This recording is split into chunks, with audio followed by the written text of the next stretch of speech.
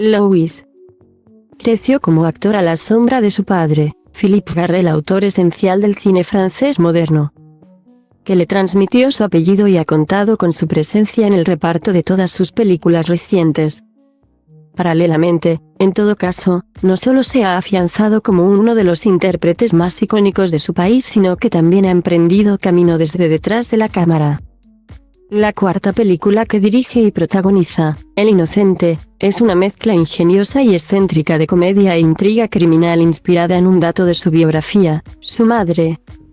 La actriz y directora Brigitte Sy organizó talleres de teatro en la cárcel y llegó a casarse con un recluso. ¿Cómo decidió hacer una película inspirada en su madre? Primero decidí que quería dirigir una película de aventuras, e inmediatamente pensé en relacionarla con el mundo carcelario porque siempre me he sentido cercano a él. Cuando yo era niño, mi madre solía celebrar en casa reuniones y fiestas en las que se juntaban antiguos presidiarios e intelectuales interesados en la marginalidad. Y los exconvictos me contaban historias en las que enfatizaban el lado romántico del crimen. Siempre he sentido cierta fascinación por los delincuentes, personas que deciden excluirse de la sociedad y vivir permanentemente en peligro, en la oscuridad. El Inocente, en todo caso, no es una película oscura. Todo lo contrario. Cuando un cineasta decide hablar de su propia madre, el resultado suele ser una película muy grave y angustiosa. Yo me dije que, en cambio, El Inocente debía ser ligera y entretenida, cine para todos los públicos. Por eso pensé que sería buena idea que tocara varios géneros, como la intriga policíaca y la comedia romántica. Que se atemperaran los unos a los otros. La película tiene algo de thriller, pero no rebosa testosterona, y tiene algo de historia de amor, pero no resulta excesivamente sentimental. Y, sobre todo, es puro escapismo, un intento de proporcionar placer al espectador. ¿Hasta qué punto es esa búsqueda del escapismo una forma de cuestionar la imagen que el público tiene de usted, vinculada al cine de autor? Quizá de forma inconsciente. Me consta que, al principio de mi carrera como actor, los directores solían escogerme para dar vida a personajes oscuros y atormentados, y que yo mismo daba la sensación de ser un tipo antipático y aburrido. Francamente, cuando me acuerdo de mí mismo a los 20 años, pienso que ese tipo era un cretino. ¿Qué episodio de su propia vida cree que podría servir a sus hijos de inspiración para una futura película? Mis hijos serán libres de hacer lo que quieran, pero creo que prefiero que dediquen su vida a algo más útil. Como la geografía o la medicina. Tienen una ventaja respecto a mí, porque son inteligentes.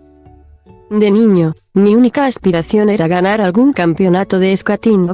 Estaba obsesionado con el monopatín. Quizá algún día dirija una película basada en ese mundo, me gustaría. ¿Diría que actualmente le importa más su carrera como director que su trabajo actoral? Oh, no. La interpretación me sigue ilusionando muchísimo, y suelo pensar en aquellos directores y actores con quienes me gustaría rodar. Me encantaría trabajar para Pedro Almodóvar, que es un buen amigo, y confieso que estoy un poco obsesionado con el cómico Will Ferrell. Me haría feliz coprotagonizar una comedia junto a él. Louis Garrel y Ross dicen, en una imagen de El Inocente: en los últimos años, usted ha rodado sendas películas a las órdenes de Roman Polanski y Woody Allen. Directores acusados de haber cometido agresiones sexuales. ¿Cree que es posible considerar las obras de arte con independencia de la moralidad de quienes las crean? No sé responder a esa pregunta con un sí o un no.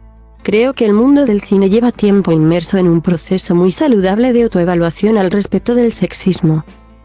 Todos debemos someternos de forma constante a ese tipo de examen. Yo mismo, si bien me considero una persona sensible y feminista, a veces me dejo llevar inconscientemente por impulsos machistas. Es algo contra lo que lucho. En ese sentido, me ayuda mucho rodearme de amigas dispuestas a echarme una bronca si es necesario. Y de gente joven que tiene las cosas mucho más claras que yo, y que a menudo hacen que me sienta estúpido y viejo. Aún no ha cumplido los 40. La edad no me intimida y, como digo, no echo de menos a la persona que solía ser. Pero es innegable que el paso del tiempo me ha afectado. Yo antes vivía intensamente la noche.